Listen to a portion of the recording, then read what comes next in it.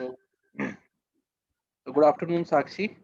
I've seen your resume and profile, and this seems very rich in terms of lot many internship and research papers and other extracurricular activities you have done. But still, I would like to know brief about you, mainly from your family and well, about your family and your uh, uh, growing up, about your growing up. Yes, sir. Sir, I was born in Meerut, where I pursued my schooling. I've lived for like 10 years there. My father is in police service, so he has got a lot of transfers to multiple places. But for my education purpose, we've stayed in Meerut for a longer period, and post that, I have shifted to Delhi to pursue my graduation. I'm currently an economics student at Shriram College of Commerce. I'm in my third year. Talking about my family, so my father is in police service in UP. My mother is a homemaker, and my brother is pursuing his engineering from IIT Delhi. And yeah, so that's about my family. Okay. So tell me about your personal nature and what kind of belief that you have about society and politics. Yes, so since I've been growing up, and it's been always there in my home that you need to read newspapers, you need to be aware of the problems that are there in your society, and one has to take proactive steps towards those problems. So it's always been there, it has always been nurtured into me since my childhood, as I've mentioned in my SOP as well. So if I talk about my political beliefs, I think I do not align to any particular ideology. I believe whatever is correct for a particular nation or a particular state should be followed. And even I believe in particular political parties, have a set ideology or something of that sort. They probably get aligned towards that and forget the benefits of the other kind of policies or, ideologies. So I think a right balance should always be there in public policy. And, political parties and the policy makers should So move beyond their let's go ideologies. through an example. Let's go through an example. Let me understand your political inclination also, or whatever economic inclination. So all these privatization talk that is going on around the year, and government wants to privatize even railway stations and not many other government machineries. So what's your take about that? Oh, yes, sir. So basically, in India, privatization has always been a very political topic. However, I think it should be looked from the perspective of economics. Since, in this kind of condition, when the public enterprises are not performing well, and, you have to generate profit generating, machineries. So, and they're not efficient as well, as there are a lot of rent seeking opportunities in this public enterprises. So government, since a lot of time have been looking towards public private partnerships, which we think have not been so successful because the regulation that comes from the governments are very strict.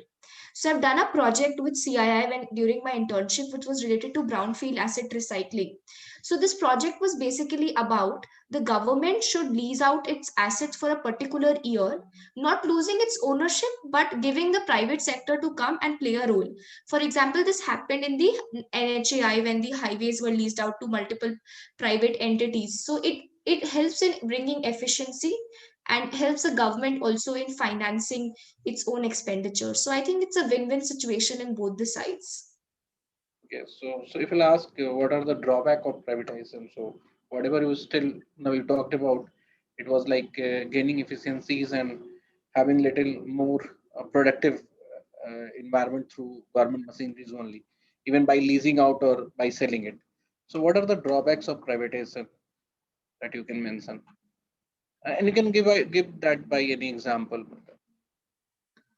Yes, sir. So basically, if you're looking at the privatization of railways, if government loses 100% stake, it's definitely a problem in that case, because the function of the government, you know, is to promote or have an idea that there's a welfare state in this country. So, if the public sector enters and there is always a problem a fear in the minds of the common public that because these are profit generating entities, they will increase the prices and it will not be affordable for a lot of people. Efficiency is one thing. So I think the drawback is this only, that prices might increase and the poor people might not afford it, and the idea of welfare might be questioned. So So a can we have any uh, क्या बोलते हैं? Can we have any system, or can we keep any machinery in a way that it is still privatized and without losing the welfare ideology? Yes, sir. So that was the idea of my project also in brownfield asset recycling. So the government is not losing out a control over the public enterprise. It's leasing out. Let's say it's leasing out 60% of the end. You say you operate this particular asset. Let's say airports. You operate as these airports, or you operate these railway stations. But 40% stake comes with the hand of government, and with those 40% stake, the government will have a say that the poor people of the country must not suffer. Even if we look at the disinvestment that's happening, it's in strategic sectors like atomic energy, or those sectors that are not working well. So I think if the government can bring in measures that efficiency with losing out little stake to the private sector can be brought even in railways or something like that, I think that would be very beneficial. Okay. So one more reason of advocating privatization could be that government has a number of other jobs like improving law and order, and health and education, and other social well-beings, rather than having involved in economic activities. Okay. So there is a project that you have mentioned that you have done for Government of India in competitive federalism. Yes, sir. So can you elaborate a little bit of that? Yes, sir. So basically, this project was done with a political consulting firm, which was working for the Prime Minister's office. So basically, in order to promote competitive federalism, the idea here is to bring in rankings on various particular indicators like governance. Governance was a broader theme, but education, healthcare, sustainable development, economy, business friendliness, all multiple indicators were covered, and we did a proper ranking of the states on the basis of certain factors.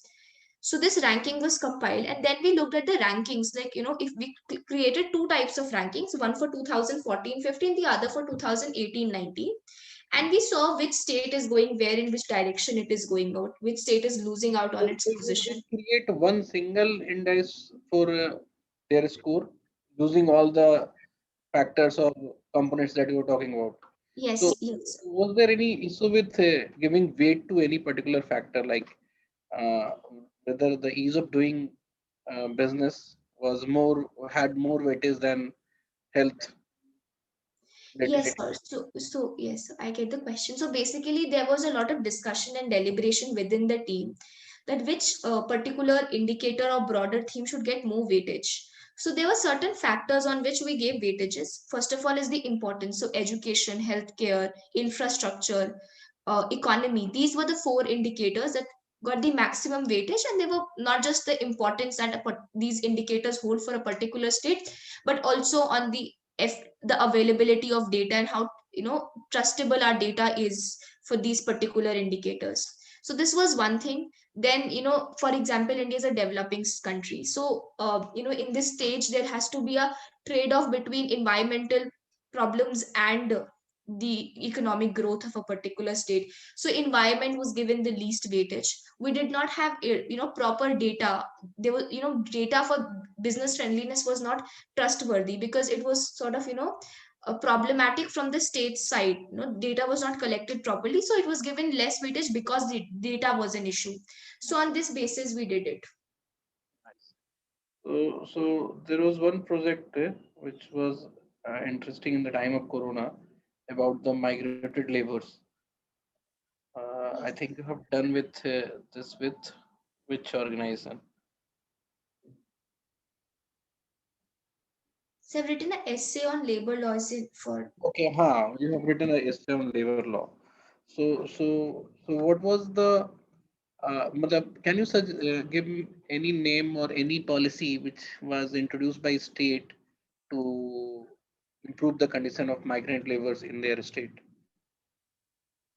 So various states took various policies. Some states provided food. Some states also started with, transportation services. So various states had their own policies to tackle with the migrant crisis. Even states like Madhya Pradesh, Uttar Pradesh came up with labor reforms before the government came up with labor reforms, because they understood the problem that migrants are facing, both you know within the state they belong to and the state they go to.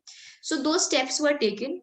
And after, yeah, so this was, I could, this is what I could recall about. Have you read about the recent law or bill that have been passed through by Haryana's Rajpal LG about giving reservations, 75% reservations to the local people? Yes, So, sir. so can you brief about that? Have you read about that? Yes, so I've read about it. So basically, the state of Haryana passed a law where they say 75% reservation would be provided to the residents of Haryana up till the wages of 50,000. So I personally condemn this law. I personally didn't like this policy as such, because whenever you cannot, all the this, let's relate it to the migrant issues.